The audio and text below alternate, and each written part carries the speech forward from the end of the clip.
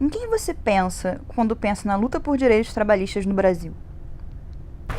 Um homem que já está no fim das suas atividades públicas, que outro desejo não tem, senão o de recolher-se à tranquilidade do seu lar.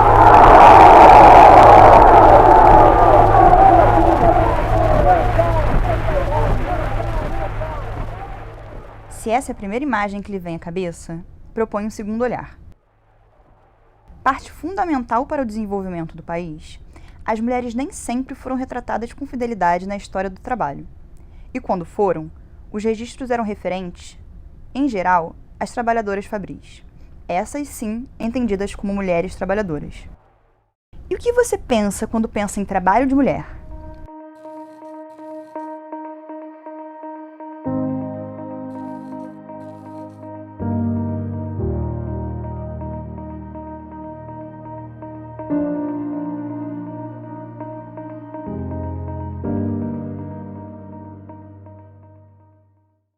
A consolidação das leis trabalhistas, em 1943, durante o período do Estado Novo do governo Vargas, representou um grande passo na luta de muitas categorias profissionais. Trabalhadores rurais e domésticos, no entanto, não foram abarcados pela nova legislação. O trabalho doméstico, historicamente desvalorizado, continuou a ser visto como um subtrabalho, e as propostas posteriores de regulamentação foram pensadas sem a consulta e participação da principal parte interessada, as próprias trabalhadoras domésticas.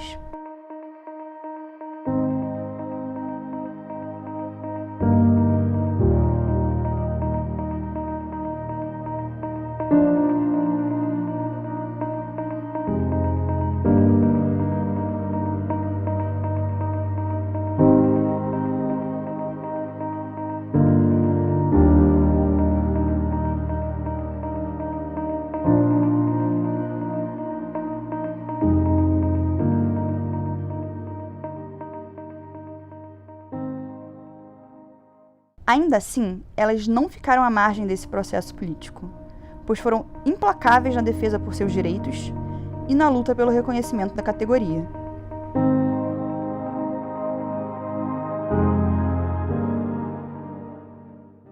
Meu nome é Neia Jane de Castro Lima, eu sou da cidade de Imperatriz, no Maranhão, e eu nasci há 85 anos atrás, ou seja, 15 de 4 de 1932.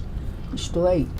E aí, na época que eu nasci, tinha uma história aí que as famílias paupérrimas, como era a minha, e não tinha condição de educar, de criar toda aquela criançada, então começava a distribuir. Eu fui numa lava dessas. Fui parar lá em Minas Gerais, lá em São José de Além Paraíba.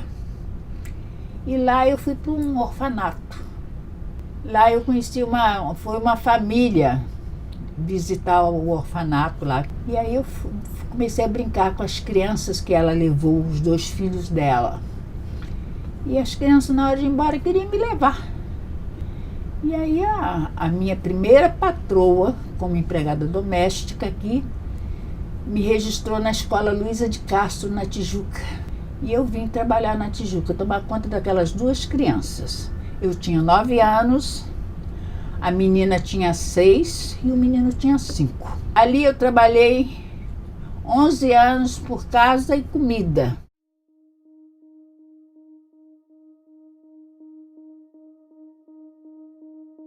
Esse menino aqui eu peguei com 2 anos de idade, quando eu fui para a casa dele, ele tinha 2 anos.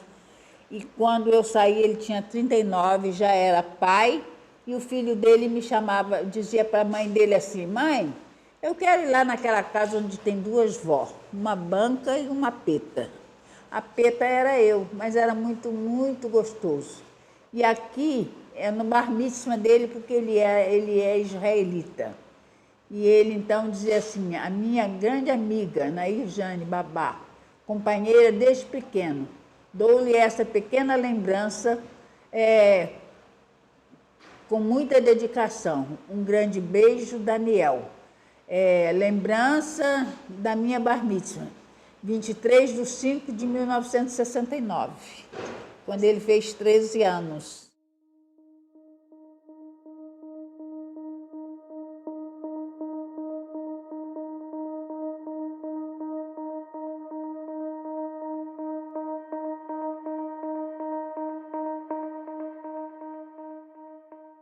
O tempo foi passando e um dia eu dei uma entrevista. Alguém me pediu uma entrevista.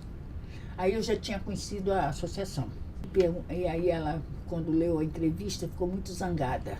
Que cara feia é esta? O que aconteceu? Eu li aqui, você fez um rosário aí de coisas e não falou que faz parte da família. Eu falei, como é que é? É, porque você é da família. Eu falei, da família? Da família é o Daniel. Eu tenho salário, eu tenho férias, eu tenho horário para entrar e sair aqui da sua casa, eu tenho folgas de 15 em 15 dias. Ele é da família. E, além de tudo, eu sou negra. A senhora é alemã e branca. Eu não sou branca. Então, eu estou numa casa que eu estou há muito tempo, que eu gosto de estar aqui, apesar de algumas coisas, mas eu não faço parte dessa família. A minha família são aquelas minhas colegas lá dos subúrbios, aquela família que não é a biológica, que eu adotei lá em Nova Iguaçu. Essa é a minha família, são negros como eu. A coisa mais interessante aí falar da luta da trabalhadora doméstica é que em 1972, a Odete Conceição, com Odete Azevedo e um outro grupo, e eu também estava nele já, resolveu mandar uma carta em plena ditadura militar. Mandou uma carta para o presidente Médici, que era o presidente da República. Ditadura militar mesmo. E a gente mandou aquela carta. Foi, acho que agosto. Em novembro não vinha nenhuma resposta, gente. Puxa vida, não vai vir nada. E aí, quando chegou, acho que dia 18 de dezembro, uma coisa assim, Jornal Nacional, mas era aquele programa da Globo de 8 horas da noite. A doméstica conquista leis e direito de carteira assinada. Tem um advogado que ele era da Caritas e ele ficava tomando conta de mim, porque ele dizia que eu falava que eu ia xingar o pessoal e ia presa. Eles não achavam que eu entendia muito, né? Aí eu falei assim, aí eles acham que eu sou ignorante, olha, aquela neguinha ali não sabe nada, então eles deixam eu falar as coisas. Eles quem? Ué, os políticos, deixam eu falar o que eu quero. E aí a gente via as coisas que a gente não podia, mas tinha coisas que a gente não podia comentar, né? Claro. A gente só podia ouvir, ver e calar.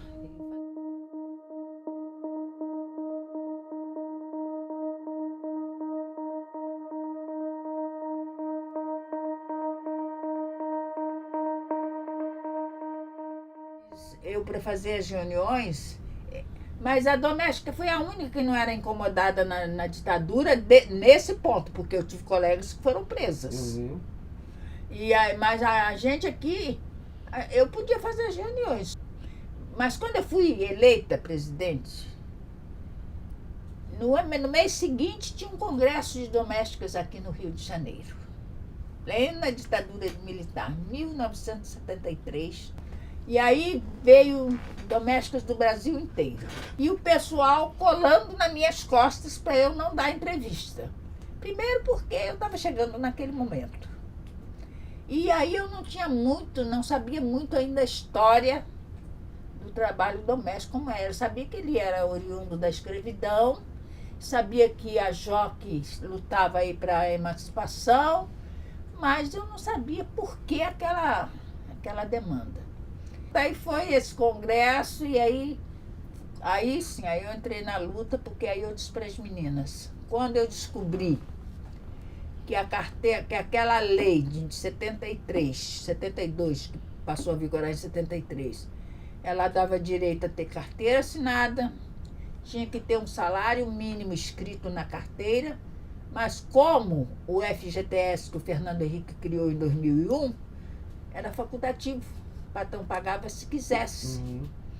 Então, depois daquela euforia toda que a gente não tinha tempo, domingo, a associação enchia tanto, gente querendo se associar para poder ganhar os direitos. Aí eu comecei a conversar com as pessoas. E aí a gente começou a brigar para que a lei mudasse. Aí a luta se intensificou mais, porque aí a gente queria que fosse validado o que estava escrito lá.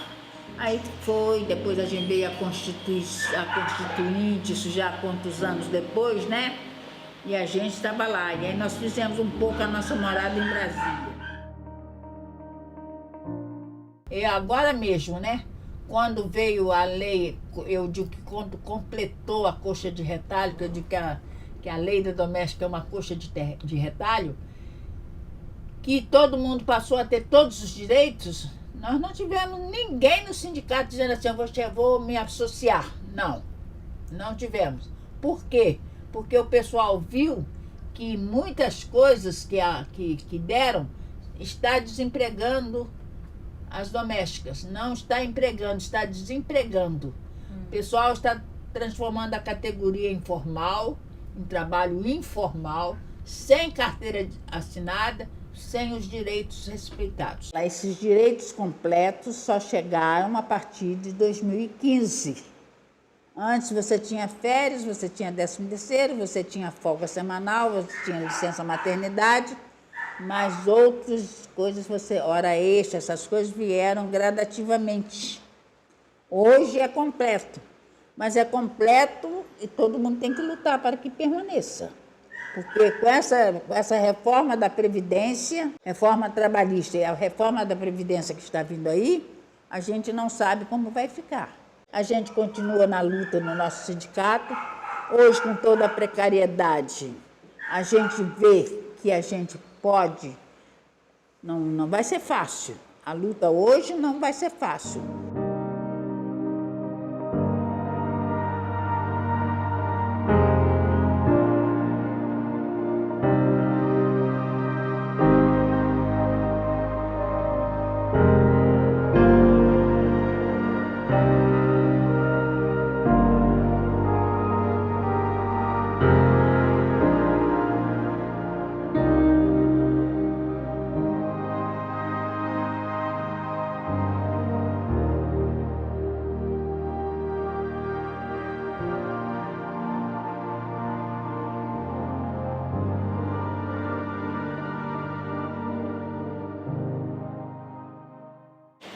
Um novo tempo, esperança.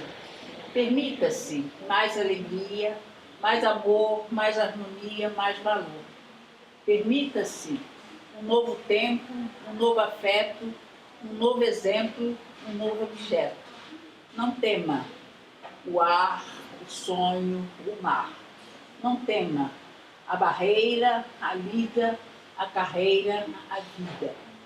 Creia, espere, haja e virá.